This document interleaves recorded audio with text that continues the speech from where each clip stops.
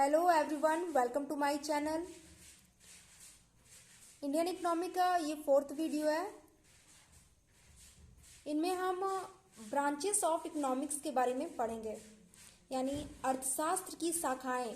अर्थशास्त्र की 2 शाखाएं होती है। पहला है माइक्रो इकोनॉमिक्स और दूसरा है मैक्रो इकोनॉमिक्स। ठीक है। जो मैक्रो इकोनॉमिक्स है, यानी जो वैशिष्ट अर्थशास्त्र है, वैशिष्ट का मतलब होता है छोटा, जहाँ पे हम छोटी इकाइयों की गतिविधियों का अध्ययन करते हैं, और समशिष्ट मतलब होता है बड़ा। ठीक है, जहाँ पे हम बड़ा आर्थिक गतिविधियों का अध्ययन करते हैं, मतलब बड़े स्तर पे हम इनका अध्ययन करते हैं। जो मैक्रो इकोनॉमिक है, ये इकाई के रूप में आर्थिक गतिविधियों का अध्ययन होता है इनमें, जैसे व्यक्तिगत स्तर, ठीक है, डिमांड, सप्लाई और पर्सनल इनकम हो गया। वहीं पे हम अगर समशिष्ट अर्थशास्त्र की बात करें तो यहाँ पे हम सामूहिक स्तर के आधार पे इनका मूल्यांकन करते हैं, अध्ययन करते हैं।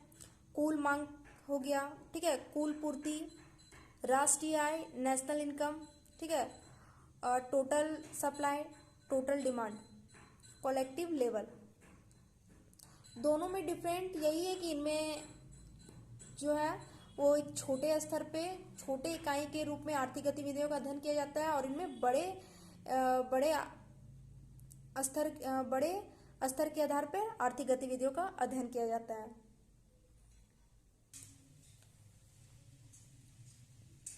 नेक्स्ट है वैशिष्ट अर्थशास्त्र के प्रमुख घटक, की कंपोनेंट्स ऑफ माइक्रो इकोनॉमिक्स। जो माइक्रो इकोनॉमिक्स है उनके 3 कंपोनेंट्स है। ठीक है। पहला है उपभोक्ता व्यवहार सिद्धांत, कंज्यूमर बिहेवियर थ्योरी। इनमें यह अध्ययन किया जाता है कि किस प्रकार एक उपभोक्ता अपनी आय को विभिन्न घटकों में आवंटित करता है ताकि संतुष्टि, ठीक है, सर्वाधिक यानी कि अधिक संतुष्टि या सुख अर्जन किया जा सके। उत्पादक व्यवहार सिद्धांत, प्रोडक्शन थ्योरी,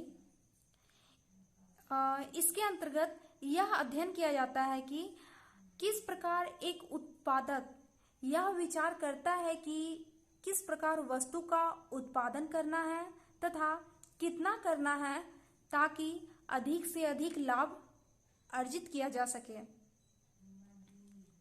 तीसरा है कीमत सिद्धांत, कॉस्ट ऑफ प्रोडक्शन।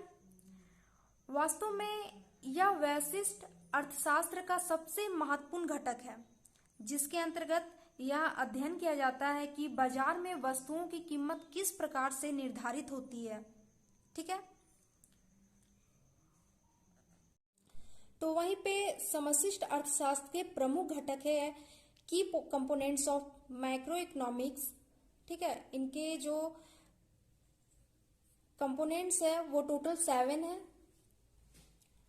जो पहला है संतुलित उत्पादन तथा रोजगार से संबंधित सिद्धांत, प्रिंसिपल रिलेटेड टू एम्प्लॉयमेंट।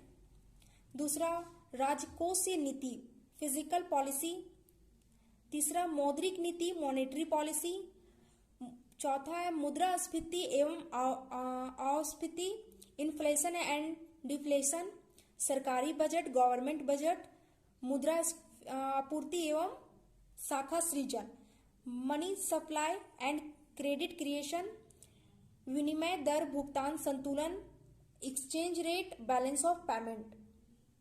तो टोटल 7 कंपोनेंट है मैक्रो इकोनॉमिक्स के, और 3 कंपोनेंट है माइक्रो इकोनॉमिक के। So thank you watching for my video.